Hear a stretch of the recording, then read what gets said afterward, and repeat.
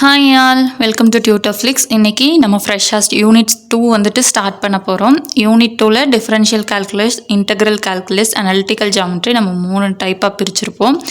அதில் ஃபர்ஸ்ட் வந்துட்டு differential calculus. இதில் நம்ம ஃபர்ஸ்ட்டாக என்ன டாபிக் பார்க்க போகிறோம் அப்படின்னா nth டெரிவேட்டிவ்ஸ் பார்க்க போகிறோம். ஓகேவா?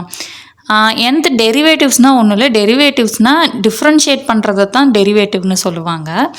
அண்ட் தென் nth டெரிவேட்டிவ் அப்படின்னா இப்போ உங்களுக்கு வந்துட்டு எக்ஸ் பவர் 3ன்னு இருக்குது அப்படின்னா இதை டிஃப்ரென்ஷியேட் பண்ணி என்ன எழுதுவீங்க? 3x² எழுதுவீங்க இல்லையா? இதை நம்ம என்னன்னு சொல்லுவோம்னா ஃபர்ஸ்ட் டெரிவேட்டிவ் அப்படின்னு சொல்லுவோம். இதே மாதிரி இதை டிஃப்ரென்ஷியேட் பண்ணிகிட்டே போயிட்டு nth டைம் டிஃப்ரென்ஷியேட் பண்ணுறது தான் nth டெரிவேட்டிவ்னு சொல்லுவோம். உங்களுக்கு நார்மலாக டிஃப்ரென்ஷியேஷனுக்கான ஃபார்முலா தெரியும். இப்போ வந்துட்டு இந்த மாதிரி தான். இப்போ x² இருந்துச்சுன்னா இந்த ஸ்கொயரில் இருக்கிறத முன்னாடி போடணும். அந்த பேசிக்கான டிஃப்ரென்ஷியேஷன் உங்களுக்கு தெரியும். இப்போ சைனை டிஃப்ரென்ஷியேட் பண்ணால் காசு வரும், அந்த மாதிரி டைரெக்டாக உங்களுக்கு தெரியும். பட் டைரெக்டாக nth டெரிவேட்டிவ்க்கு நமக்கு ஃபார்முலாஸ் இருக்காது. மேக்ஸிமம் உங்களுக்கு அகாடமி நோட்ஸ்லலாம் எப்படி இருக்குன்னா சிங்கிள் பேஜில் அந்த எல்லா ஃபார்முலாவையும் கொடுத்துருப்பாங்க. நானும் உங்களுக்கு ஃபார்முலா கொடுத்துட்றேன். பட் nth டெரிவேட்டிவ்னால் அது எப்படி வருதுன்னு நீங்கள் தெரிஞ்சுக்கணும். அதில் நிறைய டிஃப்ரென்ஷியேஷன் ட்ரிக்ஸ் எல்லாம் நம்ம யூஸ் பண்ணுவோம். அது தெரிஞ்சிருச்சுனாலே உங்களுக்கு ப்ராப்ளம் போடுறதுக்கு ரொம்ப ஈஸியாக இருக்கும். சரியா? சரி, அதனால் இப்போ நான் nth டெரிவேட்டிவ்ஸை நான் உங்களுக்கு எக்ஸ்பிளைன் பண்ணிடுறேன். நான் நேராக ஃபார்முலா படித்து விட நான் விரும்பலை. ஸோ அந்த ஃபார்முலா எப்படி வந்துச்சுங்கிறது தெரிஞ்சிட்டா தான் நமக்கு ப்ராப்ளம்ஸ் போடும்போது ஈஸியாக இருக்கும். ஓகேவா? எல்லாமே மக்கப் பண்ணுற ஐடியாலே பார்த்தீங்க அப்படின்னா ரொம்ப கஷ்டம் எக்ஸாமுக்கு. ஏன்னா நிறையா தியரி பார்ட்ஸ் வரும்போது மக்கப் பண்ணுற மாதிரி இருக்கும். ஸோ ப்ராப்ளம் பார்ட்ஸ் எல்லாம் முடிஞ்ச அளவுக்கு நீங்கள் போட்டு பார்த்துக்கணும். இப்போ பார்த்தீங்க அப்படின்னா y = f(x) அப்படின்ற ஃபார்மேட்டில் இப்போ நமக்கு இருக்குதுன்னு வைங்க. எக்ஸ் எப்பயுமே இண்டிபெண்ட் வேரியபிளாக இருக்கும். y எக்ஸை டிபெண்ட் பண்ணுற மாதிரியே இருக்கும். ஓகேவா? இதை ஒரு தடவை டிஃப்ரென்ஷியேட் பண்ணால் நம்ம என்னென்னு பண்ணுவோம்? dy/dxன்னு எழுதுவோம். ஒய்யை எக்ஸை பொறுத்து நம்ம இப்போ டிஃப்ரென்ஷியேட் பண்ணால் என்னென்னு எழுதுவோம்? dy/dxன்னு எழுதுவோம். அதே மாதிரி இந்த சைடு என்ன வரும்? d(f(x)/dxன்னு வரும். இதை ஃபர்ஸ்ட் டைம் டெரிவேட் பண்ணுறது இப்படியும் எழுதலாம். இன்னொரு மாடல் எப்படி எழுதலாம்? நம்ம f' ஒரு தடவை டிஃப்ரென்ஷியேட் பண்ணுறதுக்கு ஒரு டேஷ் போடுவோம். அதே மாதிரி இப்போ dy/dx இருக்கு இல்லையா? இது இப்படியும் எழுதலாம். இன்னொரு மாடல் எப்படி எழுதலாம்? y1ன்னு எழுதலாம். இப்போ இது செகண்ட் டைம் எக்ஸை வச்சு டிஃப்ரென்ஷியேட் பண்ணால் நம்ம என்ன எழுதுவோம்? d²y/dx². அதே மாதிரி இங்கே d²f(x)/dx². இதை நம்ம எப்படி எழுதலாம்? f''(x)ன்னு எழுதலாம். அதே மாதிரி இதை நம்ம எப்படி எழுதலாம்? y2ன்னு எழுதலாம். ஓகேவா? இதே மாதிரி nth டேர்ம் வரைக்கும் நம்ம போடணும். ஓகேவா? அதை தான் நம்ம என்னென்னு சொல்லுவோம்னா nth டெரிவேட்டிவ் அப்படின்னு சொல்லுவோம். ஸோ இப்போ ஸ்டாண்டர்டான nth டெரிவேட்டிவ்ஸ் நமக்கு கொஞ்சம் இருக்குது. அதில் இருக்கிறதுக்கு நான் உங்களுக்கு எப்படி வந்துச்சு அப்படின்னு ஸ்டெப் பை ஸ்டெப் எக்ஸ்பிளைன் பண்ணிடுறேன். ஓகேவா? அதை பார்த்துட்டிங்கன்னா உங்களுக்கு ஈஸியாக இருக்கும். இப்போ பாருங்கள், இப்போ இதை நம்ம நார்மலாக டிஃப்ரென்ஷியேட் பண்ணுற மெத்தடு. y = இப்போ x⁴ இருக்குது அப்படின்னா d²y/dx²ன்னு கேட்டிருக்காங்க. இப்போ d²y/னா நம்மளை என்ன சொல்லியிருக்காங்க? 2 டைம்ஸ் டிஃப்ரென்ஷியேட் பண்ணி சொல்லியிருக்காங்க. ஸோ ஃபஸ்ட்டு ஒரு டைம் நம்ம டிஃப்ரென்ஷியேட் பண்ணலாம். dy/dx அதுக்கு என்ன வரும்? பவரில் இருக்கிறத முன்னாடி கொண்டு வந்து எழுதிட்டு பவரில் 1 மைனஸ் பண்ணுவோம் இல்லையா? அப்போ 6 × x⁴ கிடைக்குது. நெக்ஸ்ட்டு நமக்கு கொஸ்டினில் 2 டைம்ஸ் டிஃப்ரென்ஷியேட் பண்ணங்காட்டி செகண்ட் டைம் இப்போ டிஃப்ரென்ஷியேட் பண்ணுறோம். என்ன வருது? 30x⁴ ஆன்சர் வருது. இது நம்மளோட நார்மல் மெத்தட். இதே தான் இப்போ nth டெரிவேட்டிவ்க்கு நம்ம ஃபாலோ பண்ண போகிறோம். First e⁴ax. e⁴axக்கு nth டெரிவேட்டிவ் என்ன வரும்னு நம்ம பார்க்க போகிறோம். ஓகேவா? ஸோ கிவன் கொஷின் e⁴axை நம்ம yன்னு எடுத்துக்கிறோம். y = e⁴axன்னு வச்சுக்கிறோம். அப்படி வச்சும்போது dy/dx = y1. ஓகேவா? dy/dxனா என்ன? ஒரு தடவை டிஃப்ரென்ஷியேட் பண்ணுறோம். ஸோ நான் அதை டேரெக்டாக என்னென்னு எழுதிக்கிறேன்? y1ன்னு எழுதிக்கிறேன். இப்போ e⁴xை டிஃப்ரென்ஷியேட் பண்ணால் நமக்கு என்ன வரும்? e⁴xே தான் வரும். ஸோ என்ன பண்ணிக்கிறோன்னா e⁴ax, இப்போ எக்ஸுக்கு முன்னாடி ஏதாவது நம்பர் இருந்துச்சுன்னா நம்ம என்ன பண்ணுவோம்? அந்த நம்பரை மட்டும் மல்டிப்ளையில் எழுதுவோம். அதே தான் இங்கே எழுத போகிறோம். e⁴ax அப்படியே வச்சுக்கிட்டு எக்ஸு பக்கத்தில் இருக்கிற அந்த ஏ மட்டும் நம்ம மல்டிப்ளிகேஷனில் கொண்டு வந்திருக்கோம். ஓகேவா? இந்த ஏஎக்ஸை நம்ம இப்போ டிஃப்ரென்ஷியேட் பண்ணுறோன்னு வச்சுக்கோங்களேன். ஏங்கிறத அந்த கான்ஸ்டன்ட் அப்படியே வச்சுக்கிறீங்க. எக்ஸை பொறுத்து டிஃப்ரென்ஷியேட் பண்ணால் நமக்கு 1 ஆகிடும். ஓகேவா? ஸோ நம்மளோட டிஃப்ரென்ஷியேஷனே நமக்கு தெரியும். இப்போ e⁴5xன்னு இருக்குது. இதை டிஃப்ரென்ஷியேட் பண்ண சொன்னாங்கன்னா 5e⁴5xன்னு தானே எழுதுவோம். ஸோ அந்த மெத்தடில் தான் இங்கே எழுதியிருக்கோம். நெக்ஸ்ட்டு இதை செகண்ட் டைம் டெரிவேட் பண்ணுறோம். என்ன வரும்? இந்த ஏ திருப்பியும் முன்னாடி வரும். ஆல்ரெடி ஒரு ஏ இருக்குது, இன்னொரு ஏ இருக்குது. அப்போ நமக்கு எத்தனை கிடைக்கும்? a² கிடைக்கும். அப்போ y2 = a² e⁴axன்னு இருக்கும். இதே மாதிரி nth டேர்ம் வரைக்கும் போகுதுன்னு வைங்க. இப்போ ஒய்க்கு இங்கே 2ன்னு போடும்போது ஏக்கு நமக்கு என்ன கிடச்சிது, ஸ்கொயர் கிடச்சிது. ஒய்க்கு 1ன்னு வச்சுருக்கும் போது ஏ பவர் 1ல் இருந்தது. அப்போ நம்ம ஒய் எண்ணுக்கு போனோம் அப்படின்னா ஏ பவரில் நமக்கு என்ன கிடைக்கும், என் கிடைக்கும். ஸோ அதுதான் இதோட nth derivative. Y n equal to a n into E power a x. ஓகேவா? இஃப் சப்போஸ் உங்களுக்கு வந்துட்டு இ பவர் ஏஎக்ஸுக்கு பதிலாக இ பவர் ஏஎக்ஸ் ப்ளஸ் பின்னு கொடுத்தாங்கன்னா என்ன, அதுவும் இதே மெத்தடு தான். உங்களுக்கு என்ன வரும், ஒய்என் வேல்யூ ஃபைனலாக என்ன கிடைக்கும், இங்கே a power n e power ஏஎக்ஸ்ன்னு இருக்குது. கொஷினில் ஏஎக்ஸ் ப்ளஸ் பின்னு கொடுத்துருந்தாங்கன்னா நமக்கு ஏஎக்ஸ் ப்ளஸ் பின்னு போடுவோம். ஓகேவா? அந்த ஒன்று மட்டும்தான் நமக்கு சேஞ்ச் ஆகும். ஓகே, ஃபர்ஸ்ட் டெரிவேட்டிவ் முடிஞ்சுது. செகண்ட் பாருங்கள், 1 divided by a x plus B.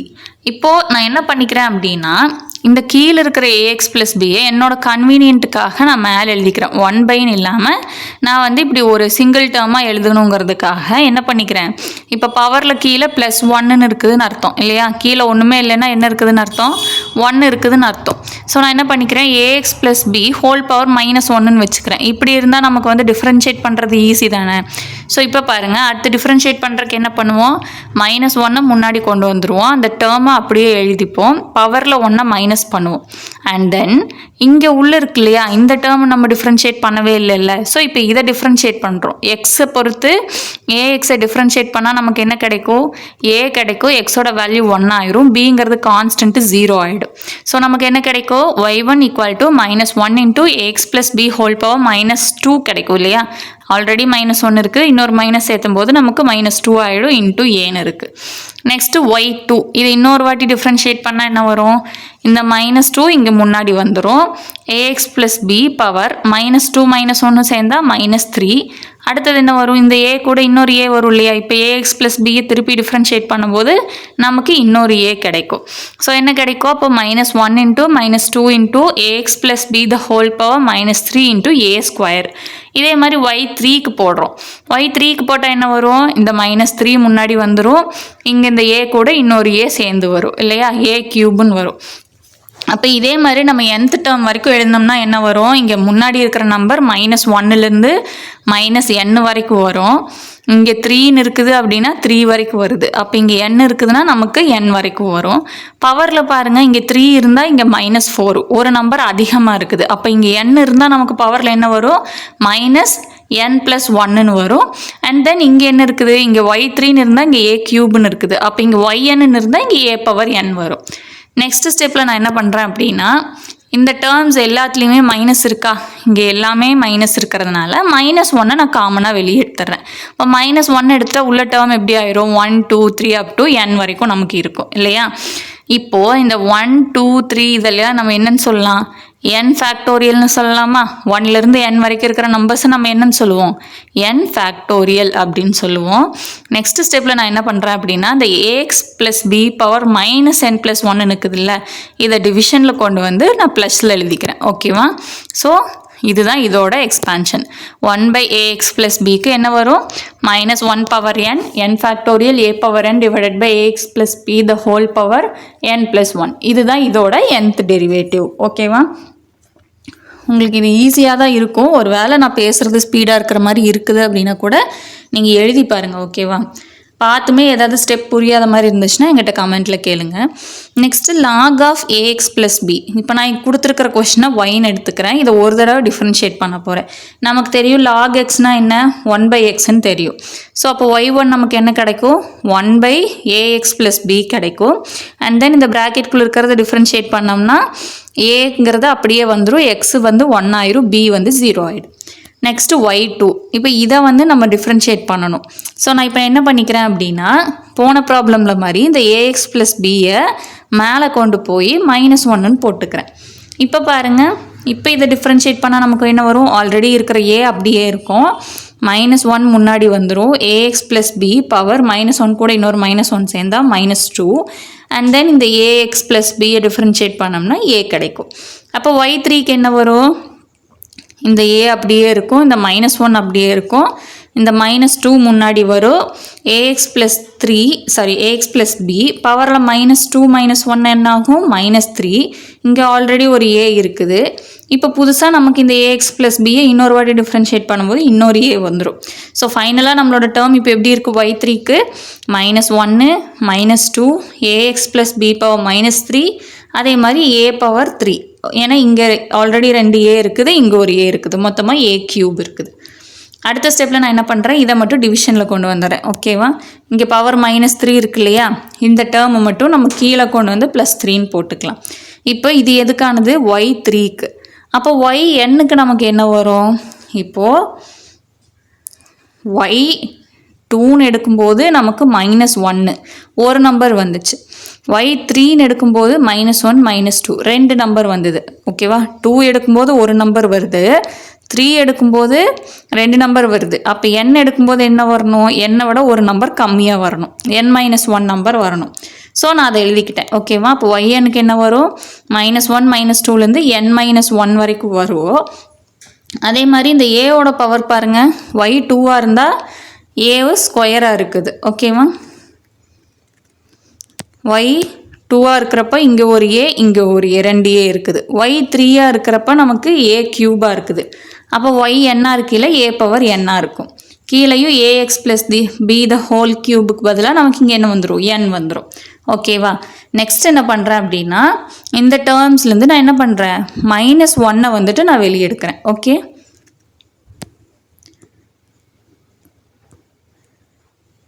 இங்கே வந்து ஒரு n நான் மிஸ் பண்ணிட்டேன். ஓகேவா, -1 பவர்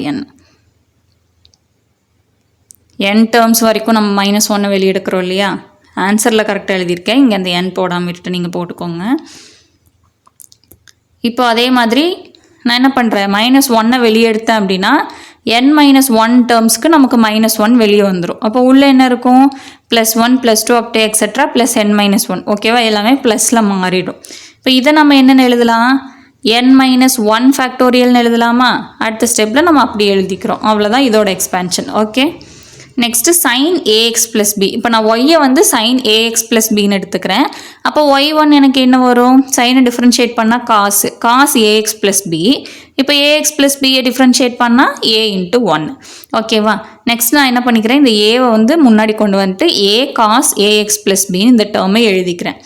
இப்போ நமக்கு எல்லாத்துக்குமே தெரியும், cos தீட்டாவை நம்ம என்னென்னு எழுதலாம், sin 90 டிகிரி + தீட்டான்னு எழுதலாம் இல்லையா. 90 டிகிரினும் எழுதலாம், π/2ன்னு எழுதலாம். இது நம்ம ஸ்கூல்லேயே படிச்சிருப்போம். அதை தான் நான் இங்கே அப்ளை பண்ண போகிறேன். இங்கே நம்மளோட டீட்டாங்கிறது எது, ஏஎக்ஸ் + பி தான் நம்மளோட டீட்டா. ஓகே, ஸோ இங்கே காசில் இருக்கிறத நான் திருப்பி சைனுக்கு கொண்டு வரேன். ஏன்னா நமக்கு கொஸ்டின் வந்து சைனில் இருக்குது இல்லையா. ஸோ நான் சைனுக்கு கொண்டு வரதுக்காக இந்த ஃபார்முலா வந்து நான் இங்கே யூஸ் பண்ண போகிறேன். ஸோ y1 இப்போ நான் என்னென்ன எழுதிக்க போகிறேன், ஏ காஸ் தீட்டான்னு இருக்குதா, அதுக்கு பதிலாக நான் சைன் தீட்டா + π/2. இங்கே sin π/2 + தீட்டா தானே நமக்கு வந்துட்டு காஸ் தீட்டா. அதனால் இதை நான் வந்து காஸ்லேருந்து சைனாக மாற்றிக்கிறேன். இந்த ஏஎக்ஸ் + பிங்கிறது நம்மளோட தீட்டா வேல்யூ, அது கூட π/2 சேர்த்துனா தான் நமக்கு வந்துட்டு இந்த ஃபார்முலா கம்ப்ளீட் ஆகும். ஓகேவா, புரிஞ்சிருச்சா, புரியலன்னா கூட இந்த ஸ்டெப்பை நீங்கள் எழுதி பாருங்கள். ஓகேவா, காசில் இருக்குது, அதை சைனில் மாற்றுறதுக்காக sin π/2 + தீட்டான்னு எடுக்கிறோம்.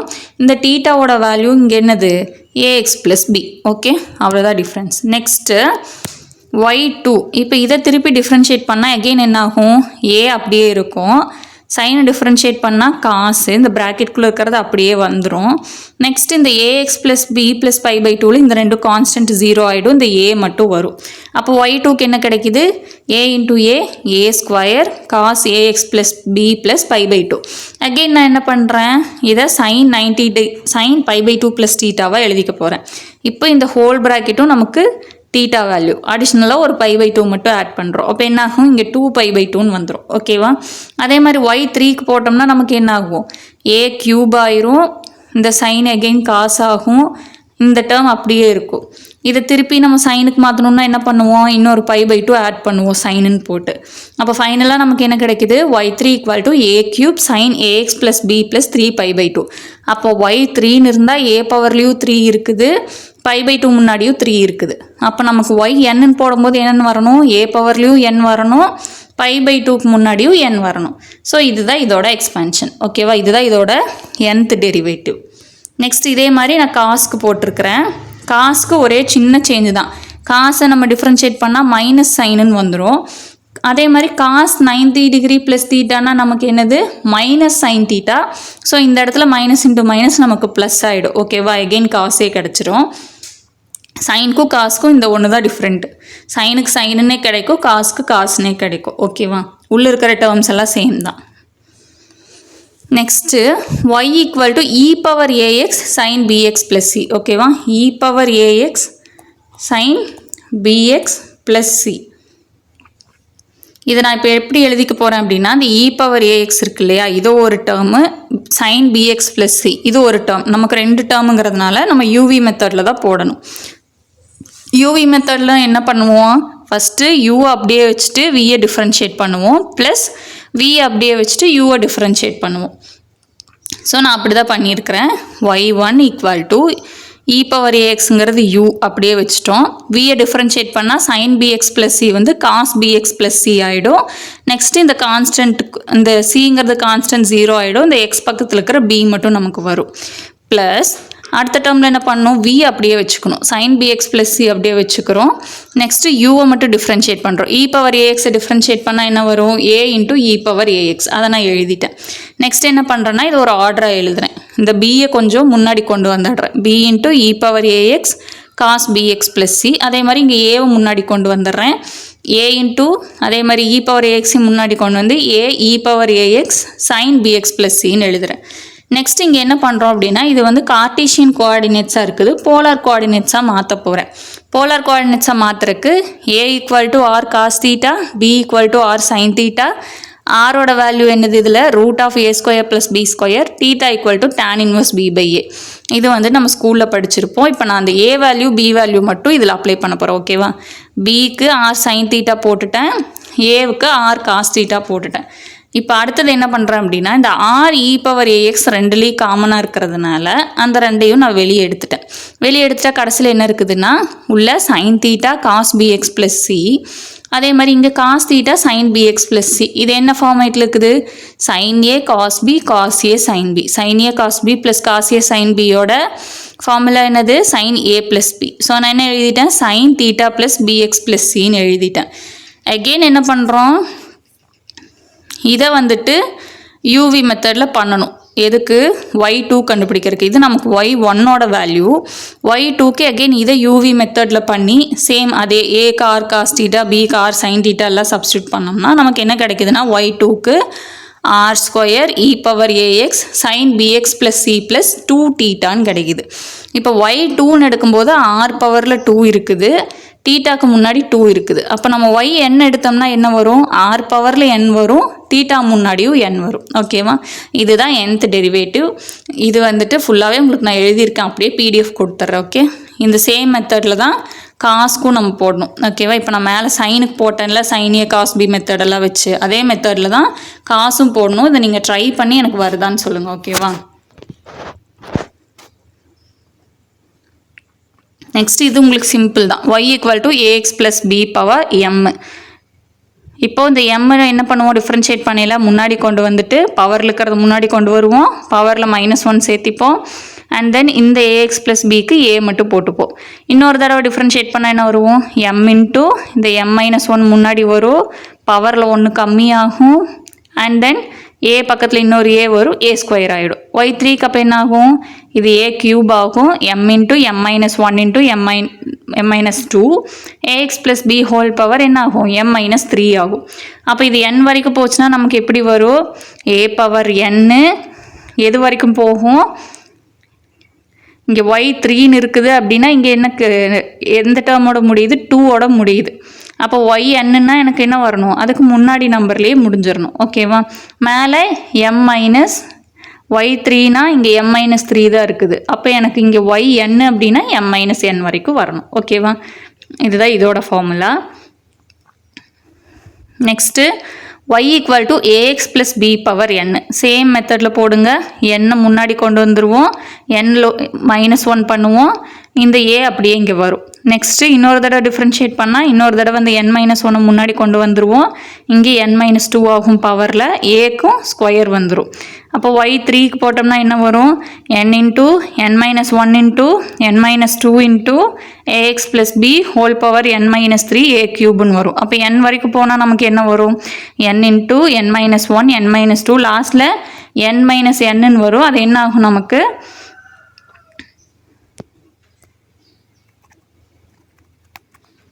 n-n வரைக்கும் நம்ம போக மாட்டோம் இல்லையா, அது நமக்கு மொத்த டேர்மும் 0 ஆகிடும். ஸோ நான் n-n வரைக்கும் நமக்கு போகாது, 1 வரைக்கும் தான் போகும்.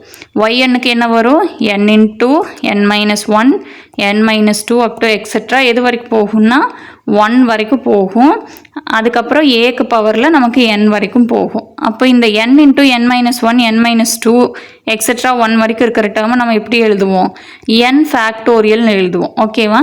a power n. இதுதான் இதோட nth டெரிவேட்டிவ். இதெல்லாம் எழுதி வச்சுருங்க நோட்டில் எப்படி வருதுன்னு. ப்ராப்ளம் போடும்போது ரொம்பவுமே ஈஸியாக இருக்கும். Next y = x power n. Differentiate பண்ணால் என்ன வரும்? n into X power n-1. இன்னொரு தடவை டிஃப்ரென்ஷியேட் பண்ணால் n into n-1 X power n-2. அப்போ nth டைம் வரைக்கும் நமக்கு டிஃப்ரென்ஷியேட் பண்ணும்போது என்ன ஆகும்? n into n-1 n-2 X பவரில் என்ன ஆகும்? n-nன்னு வரும். எக்ஸ் பவர் 0 நமக்கு என்னது? 1. அப்போ இங்கே இருக்கிற n இன்ட்டு n-1லேருந்து 1 வரைக்கும் இருக்கிற டேர்மை நம்ம என்னன்னு சொல்லுவோம்? n factorial. அப்போ எக்ஸ் பவர் என்னோட nth டெரிவேட்டிவ் என்னது? n factorial. ஓகேவா? இப்படி தான் nth டெரிவேட்டிவ்ங்கிறது நமக்கு கொண்டு வந்தாங்க. இந்த மெத்தட்ஸ் தெரிஞ்சால் தான் உங்களுக்கு வந்து ப்ராப்ளம் போடுறதுக்கு ஈஸியாக இருக்கும். நீங்கள் டேரெக்டாக மக படிச்சிங்கன்னா ப்ராப்ளம் வந்துச்சு அப்படின்னா அது எப்படி போடணும், எப்படி nth டெரிவேட்டிவ் கொண்டு வரணுங்கிறது உங்களுக்கு வந்துட்டு அந்த டைமில் ரிஸ்கியாக தெரியும். இது full and full problem paper தான். ஸோ நம்ம இதோட கிளாஸஸ் எல்லாம் எப்படி பார்ப்போம்னா, ஒரு டாபிக் பார்ப்போம், அது ரிலேட்டடான MCQஸும் அந்த வீடியோலேயே பார்த்துருவோம். ஓகேவா? சரி, இப்போ வரைக்கும் பார்த்து இந்த nth டெரிவேட்டிவில் ஏதாவது டவுட்ஸ் இருக்குது, அந்த ஸ்டெப் எப்படி வந்துச்சுன்னு தெரில அப்படின்னா எனக்கு கமெண்ட்டில் சொல்லுங்கள். அண்ட் தென் இதுவும் நம்மளோட நார்மலாக நம்மளோட ஃபர்ஸ்ட் டைம் அந்த டெரிவேட்டிவ்ஸ் இருக்கும்ல, sin xனா cos x, இந்த 1/xனா இதை டிஃப்ரென்ஷியேட் பண்ணால் log x, அந்த மாதிரி இருக்கும்ல, அது வந்துட்டு நான் உங்களுக்கு ஒரு ஃபோட்டோ காப்பி மாதிரி உங்களுக்கு நான் குரூப்பில் கொடுத்துறேன். ஓகேயா? தேங்க்யூ.